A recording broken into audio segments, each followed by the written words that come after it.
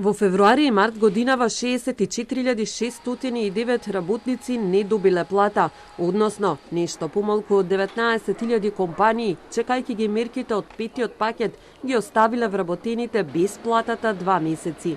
Имајќи во предвид дека се очекува реализација на оваа мерка за финансиска поддршка од петиот сет антикризни мерки, се уште немаме започнато како даночен орган да спроведуваме присилна наплата по неплатените МПИН за месец февруари 2021, како и немаме спроведено и опоменување за неплатените МПИН за месец март 2021. За да ги добијат субвенциите за плати за февруари и март, компаниите ќе може да аплицираат до крајот на месецот, но нема најави дека оваа мерка ќе продолжи.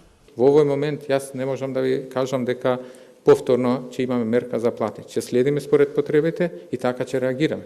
Освен тоа што финансиската поддршка за плати целосно може да стане неповратна ако се инвестира во основна опрема, грант може да бидат и дел од кредитите од бескаматната линија. Фирмите ќе може да аплицираат за кредити од 3 до 30.000 евра и предвидено е за компаниите кои ќе го зголемат бројот на вработени или прометот како дел од бескаматниот кредит да им се трансформира во грант.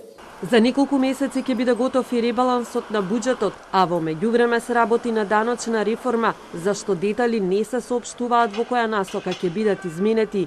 Министерот за финансии Бесими вели дека засега не се разговарало за намалување на ДДВ за електричната енергија во пресрет на новата цена, што треба да се донесе во јуни и која не е исклучено дека ќе биде со нагорна корекција.